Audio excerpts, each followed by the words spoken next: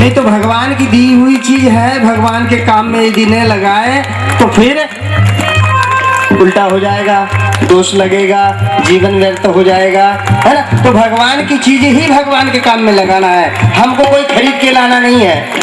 राम राम राम बोलो राम राम राम राम बोलो राम राम राम बोलो राम राम राम। नाम तुम्हारा तारण हारा, नाम तुम्हारा तारण हारा, कब तेरा दर्शन होगा। तेरी रचना कितनी सुंदर, तू कितना सुंदर होगा।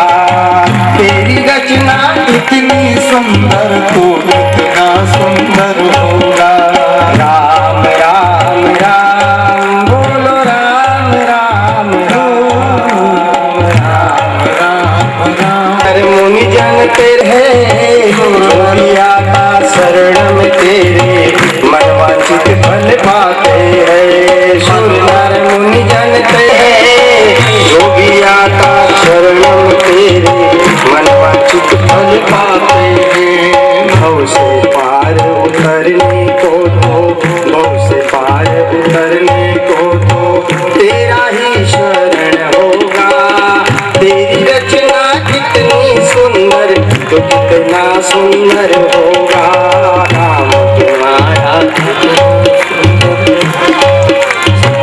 होगा, तेरी रचना इतनी सुंदर, तो कितना सुंदर होगा।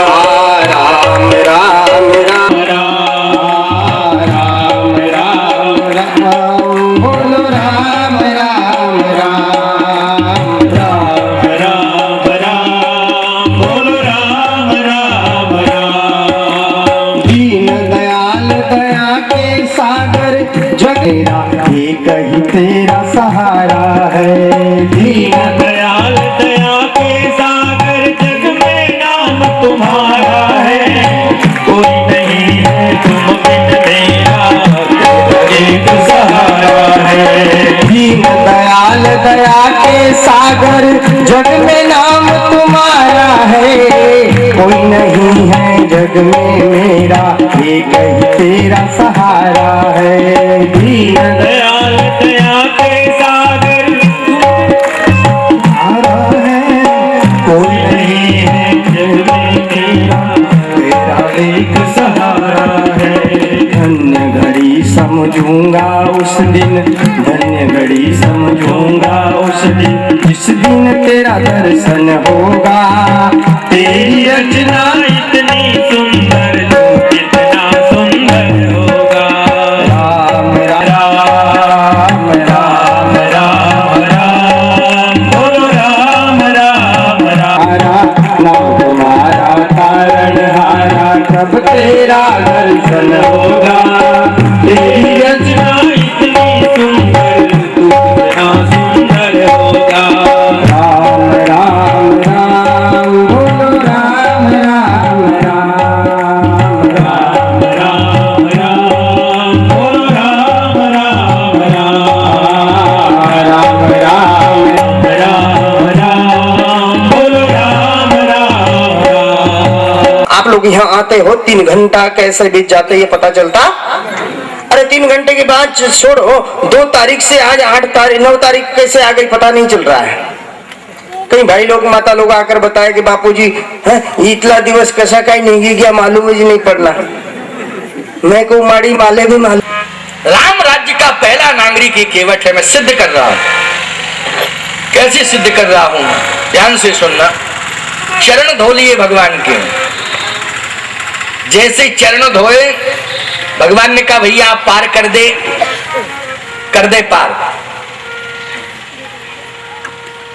केवट बोला आपने बड़ी कृपा की, अब आपको निश्चित रूप से पार करना चाहिए। लेकिन अरे भगवान बोले लेकिन का मतलब है कि धर्म की व्याख्या पहले ही कर लेना चाहिए थी, ये बाद में धर्म जब सब कर लिया तूने इसके बाद कहता धर्म ये कहता है। और जब गया था तो लेके क्यों नहीं आया साथ में पत्नी को। केवट कहता है मैं पुराना अनुभवी हूं विवाह का, मेरा बचपन से 55 आ गया गृहस्थी में। अभी आपका नया नया विवाह हुआ छोटे ठाकुर, और जल्दी ही बन चले आए। अभी गृहस्थी में रह के तो देखो क्या क्या विडंबनाएं होती। ये गृहस्थ से पूछो, अरे हम तो लेके आते लेकिन पत्नियां जल्दी तैयार नहीं हो पाती। जाने कितने बार ट्रेनें चूक गई तुम्हारी इनके पीछे, क्यों भाई? और अगर हम इनके चक्कर में बने रहते तो हम यहाँ आ भी नहीं पाते समय से, और बेज्ञान आ। इनका मतलब ये है कि एक गृहस्थ को इसलिए गृहस्थ नहीं बनना चाहिए कि वंश वृद्धि करूंगा, नहीं नहीं,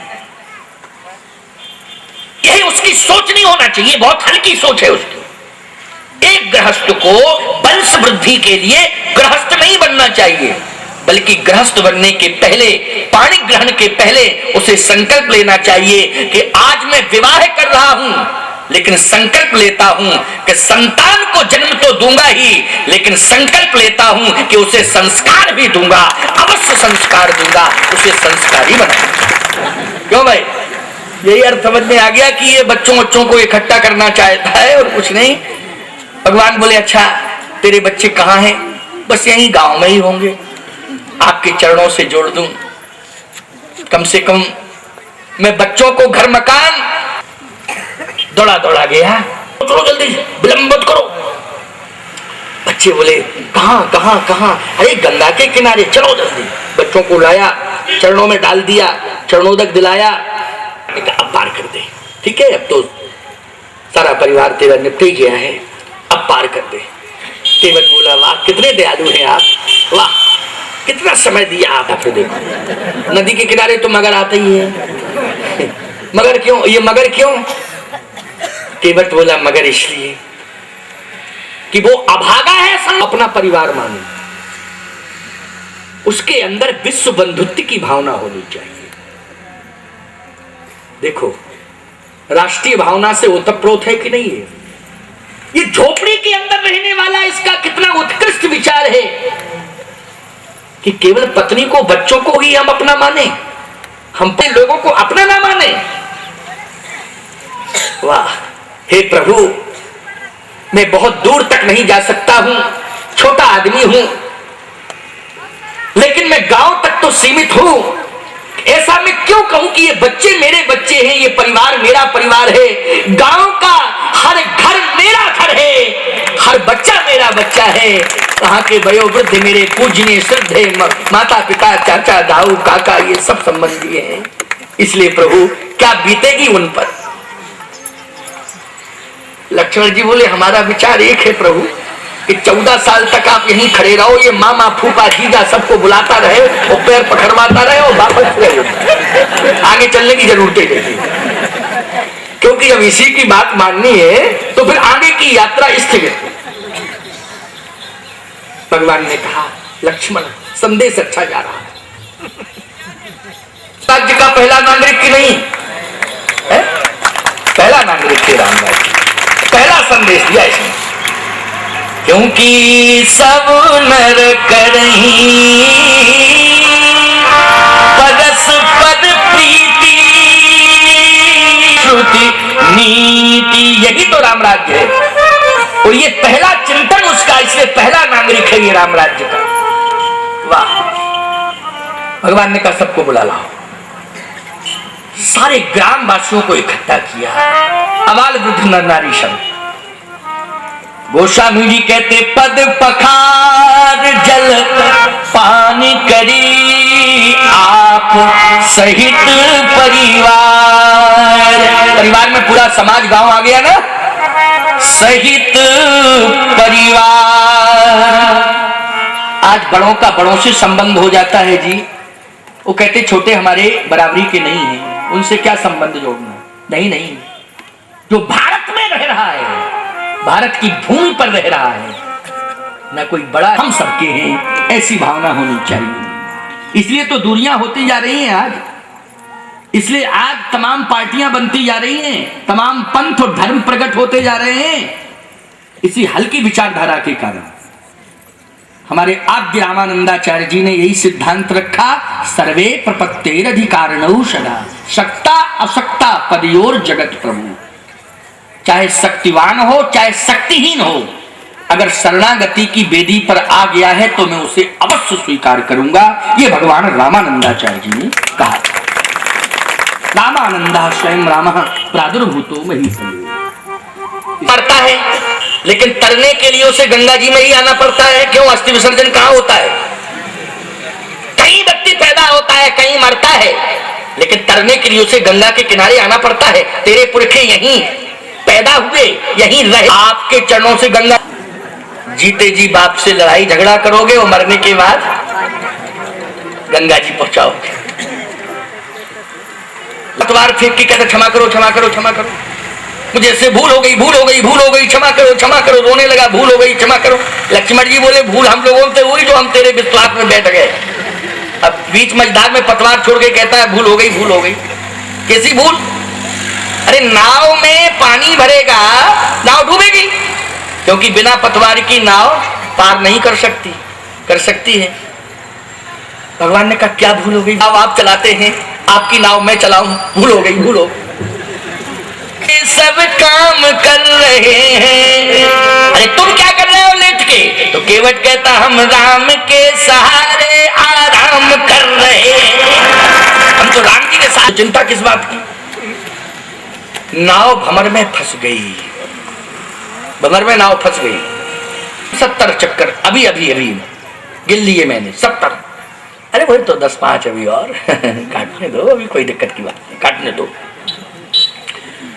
थोड़ी देर में नाव में पानी छलकने लगा। लक्ष्मण जी बोले 4 पूरे हो चुके, पहले कितने थे? घबरा रहा केवट, अब गड़बड़ हो जाएगा। केवट बोला समझ में आ गया, घबरा रहा, पूरा खानदान घबरा रहा। लेकिन हम जैसे जीवों से पूछो, आत्मा केवट जैसी विमल भक्ति करेगा, उसे 84 लाख योनियों का चक्कर नहीं काटना पड़ेगा, मैं उसे मुक्त करता हूं। लेकिन केवट की विमल भक्ति थी, भक्ति विमल वर वरदान प्राप्त हो चुका है, ऐसी केवट की भक्ति है। तो समय की परिधि में मैं आज श्री राम कथा को विश्रामित करता हूँ। यज्ञ भगवान के पावन पादार विंदों में हैं, और एक ग्राम तो ऐसा है जहां से लगभग 50 लोग सेवा करने के लिए आए हुए हैं। वो नंद्रवार के पास कौन सा गांव है, वही ताराराज है। तो ये संत सभी आ जाते हैं और साहस बढ़ाते हैं, प्रोत्साहन देते हैं और अपना समय देते हैं। और मैं भी बहुत प्रसन्न रहता हूं, क्योंकि अभी विगत महीने पहले तो 4-5 महीने पहले चित्रकूट से उनको अनंत को साधुवाद आशीर्वाद है। सब प्रसन्न रहें, सब स्वस्थ रहें, मस्त रहें, धार्मिक कार्य में व्यस्त रहें। यज्ञ भगवान के पावन पादार बिंदों में प्रणपात करते हुए अपनी वाणी को विश्रामित करता हूँ। आए भगवान के नाम का संकीर्तन करें। जय राम जय राम, श्री राम जय राम, जय जय राम, श्री राम जय राम, जय जय राम, श्री राम जय राम, जय जय राम, श्री राम जय राम, जय जय राम, श्री राम जय राम, जय जय। है ना, गदगद होता है, प्रफुल्लित हो जाता है। इसीलिए तो हनुमान जी हृदय फाड़ के बता दिए कि सियाराम अंदर बैठे हैं, है ना। आज जो 2 तारीख से सतत राम कथा रूपी गंगा बहती रही और आप सभी श्रद्धालु उसमें गोता लगाते रहे, और आज इस कथा को विराम दिया जा रहा है। कथा से नष्ट हो जाए और राम राज की स्थापना हो जाए, यही उद्देश्य राम कथा है। वो तो त्रेता युग की बात है। श्री राम जय मेरे सिर पर रख दो गुरुवर अपने दो, देना हो तो दीजिए जन्म जन्म का साथ, देना हो तो